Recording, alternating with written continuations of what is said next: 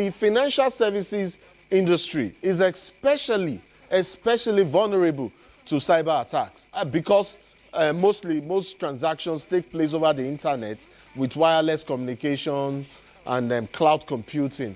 So we're seeing a rise, geometric, but we're seeing a geometric rise in cyber attacks targeting personal savings and specifically targeting bank accounts.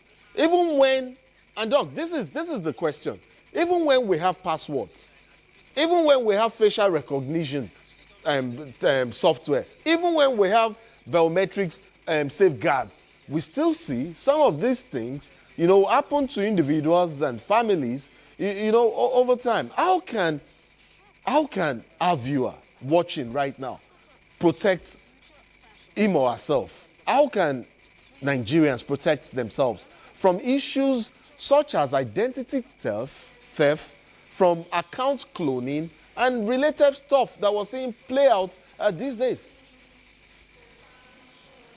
Thank you, presenter. I want you to know there is a type of attack called insider attack. Insider attack. In a recent, seminars that are organized for some stakeholders in Nigeria, I let them know that one of the most dangerous attacks today is insider attack. And what do I mean by insider attack?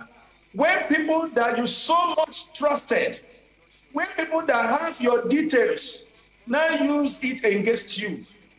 Take for instance, account officer, for instance. An account officer will be malicious in nature. And you as a customer, you have so much depend on this account officer.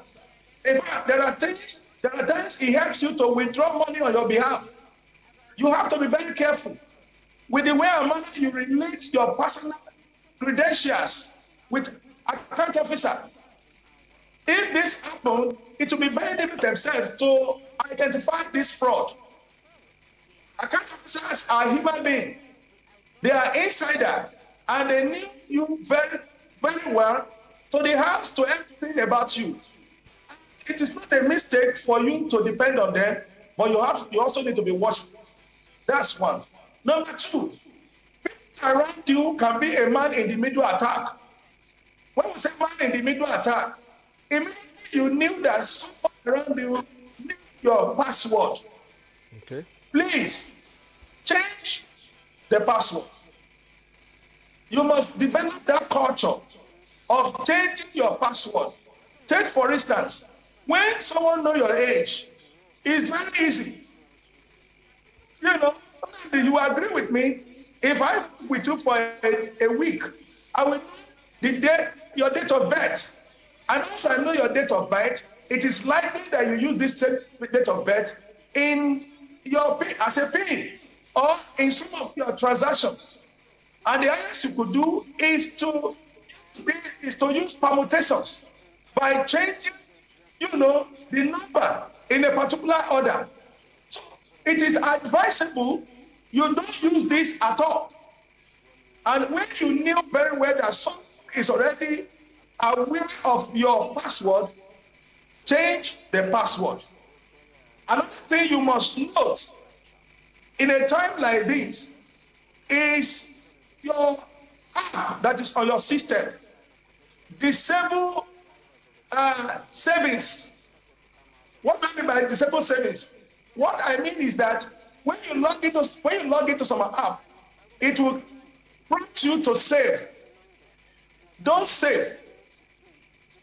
Because if you save, whenever hackers or fraudsters lay hold on your phone or the gadgets, there will be no need for them again to log in because you have already saved the login settings. It's automatically registered on your phone. So you need to disable this.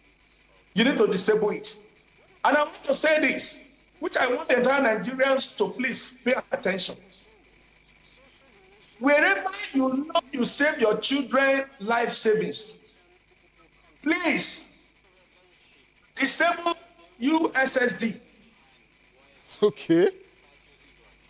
Remove the mobile app from such accounts, as well as deactivate the ATM. Because if you have these three options on your account is vulnerable. Your account is vulnerable. Because anytime you misplace those gadgets, it does not take us 5 minutes to have access to your account.